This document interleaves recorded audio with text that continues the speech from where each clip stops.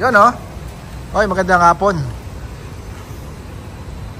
Mike TRD here. Welcome for another video. Yes, medyo excited tayo. Meron tayo ditong bisita na wow, monster truck. Pero facelifted to guys ha. Mukha namang original lahat ng pyesa na ginamit ni sir. By the way, this is a 2022 na Conquest. Okay, so matic to. So kinonvert lang ni sir sa parang version 2 to ng ano ng Hilux eh. Kasi ito na yung mga latest mukha, yung wide body na nilabas ni Toyota. Lumabas 2025 yata or late 2024 last year. Yung ganitong body. So konting walk around tayo bago ko sabihin yung mga gagawin natin kay sir. Yan pati yung mga palit na rin si sir. So naka-lift si sir, then naka-Vogue race. I'm not sure pero parang ni-start ni sir parang naka-full exhaust na eh. Kung mamahalin, kung naman yung pati yung swing arm niya, nagpalit na rin siya. Tough Dog sir. Tough Dog ang brand ng shock mo.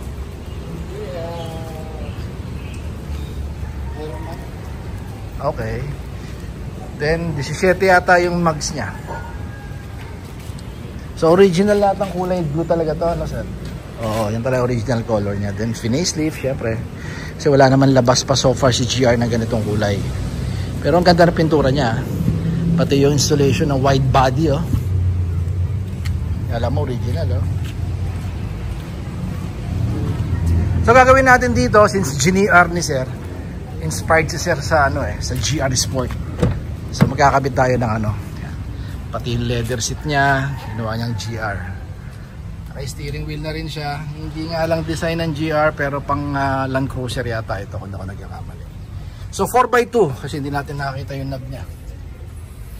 4x2. So kakabit tayo ng ano, yan kumakaway na.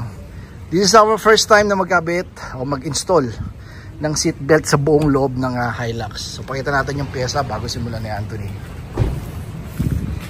First time tayo nagkaroon ng GR Sport seat belt para sa second row ng Hilux. Well, sa ngayon kasi lumabas tong red seat belt na to o yung GR inspired na seat belt. Lumabas na to sa Hilux sa ngayon Kaya hindi natin pwedeng ikabit yung second row sa second row ng Fortuner. Pero yung first row, pareho sila ng Fortuner and Hilux. Kaya nakakapagkabit tayo. Ito yung likod. Again, first time kakabit tayo sa second row. Then ito naman yung front. And then red seat belt. Yan, GR din. Yung mga part number, original yan katilayan. So napansin natin nung dumating si sir, nakabaklas naman na yung lalo na yung second row. Yan, so kakabit na lang natin yan. Pakita natin yung blow by blow paano pagkakabit yan. Baklasala siguro sila. Okay Ales, babalik kami. So nakabit na ni Anthony yung right side ng likod Then sinisimulan niya na rin baklasin yung right side din o yung passenger side front. Ito yung stock niya. Ito yung isa, pang gitna. Again, itong binebenta natin guys since lumabas ang red seat belt ni GR Sport na pang Hilux lang. Okay. It so happen yung front kasi it's a common part ng Fortuner kaya pwede natin ikabit yung front. Pero pagdating sa second row, ibang usapan na. Since si GR lang si Hilux lang ang naglabas na red para sa GR or sa GR variant. So pwedeng ikabit to sa lahat ng Hilux sa second row. Okay, yun yung stock niya. Yan yung stock niya. Yan yung stock. Diba? Black. Magiging red.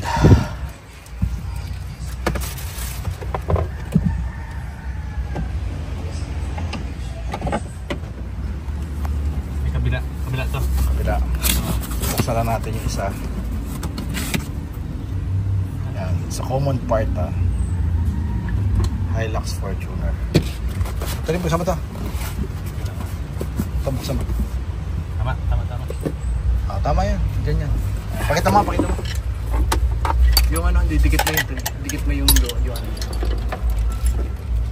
Labas mo na rito, pakita mo sa camera. Yung Yan. Yan yung kaibahan.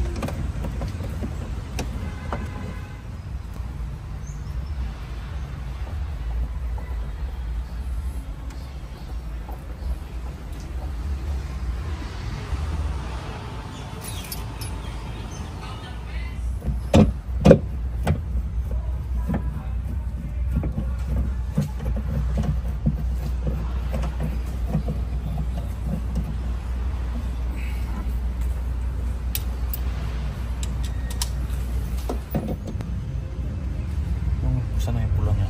Nasa likod mo. Sama pa natin talaga. Oo, may kasama pa natin.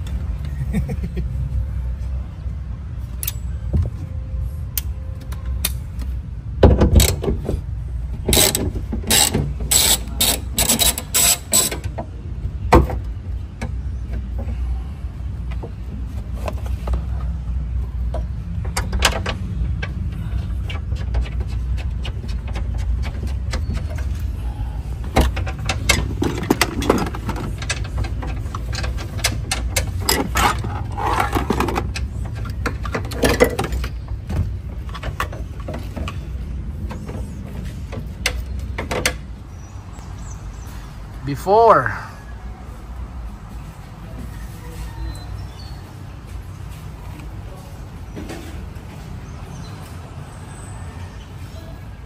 yun, no? Final video tayo, guys.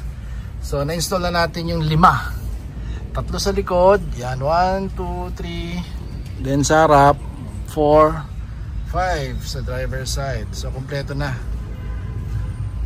Once again, this is a 2022 na Conquest. Tama ba ako? 2025 na. Pero Conquest daw to, Conquest na sir to eh. Silip ulit tayo sa labas. Yan. Nakinonvert. Actually, ang target talaga ni sir maging GR talaga to. So isa to sa modification or gagawing upgrade ni sir para magmukhang GR na talaga yung interior niya. By the way, nakatanggal kasi yung second row niya, pinaka-upholstery niya rin ng GR, kaya hindi tayo masyadong nahirapan mag-install sa likod. Okay, so ito na yon, aalis na lang si sir. So final video nga tayo, sabi ko nga, ito na ngayon yung seat belt, original, brand new. So far, first time natin nag-install dito sa Hilux ng buong seat belt na harap likod.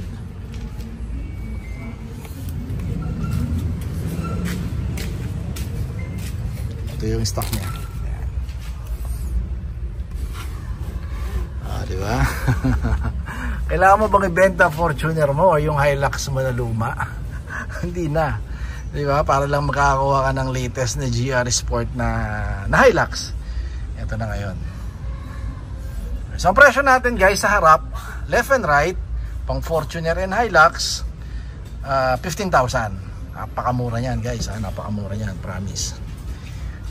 Then yung likod naman natin, 20 yan, 3 piraso, o 3 seatbelt yan. 20.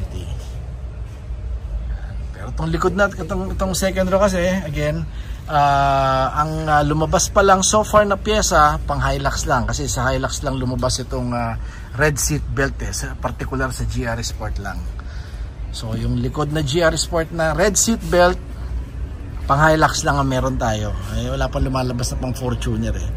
So pwede rin naman gamitin yung harap o yung front, left and right na pang Fortuner. Basta 2016 hanggang 2022 25 o 26. Hilux and Fortuner. Then sa Hilux naman yung likod 2016 hanggang 2025. Yon. So may konti tayong labor. And syempre thank you kay Sir Ron from Quezon City yata si Sir. Ginabi na kami.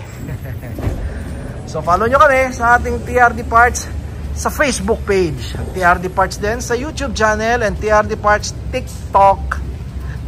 Okay, so active naman tayo lalo sa TikTok ngayon. Medyo madalas tayo mag-post doon. So kung gusto niyo ng mga ganitong klase ng upgrade, kakaibang item, kakaibang modification, actually hindi naman matatawag na modification kasi yung pyesa na pinaparating natin mga brand new tsaka original naman lahat eh. So hindi ko mako-consider na modification.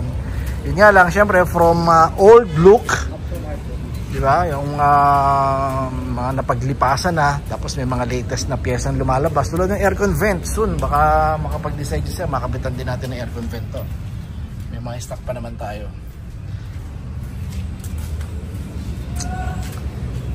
Please subscribe sa YouTube channel guys ha. Comment pwede. And Viber natin sa upper right yung mga screen 0917-888-1133. Shit, kakaiba di ba? First time natin nag-install dito sa Hilux ng ating mga seatbelt na red. Once again, Mike, TRD, na nagsasabi, don't settle for anything less. Siyempre, Toyota yan, no? Oh? Toyota is still the best.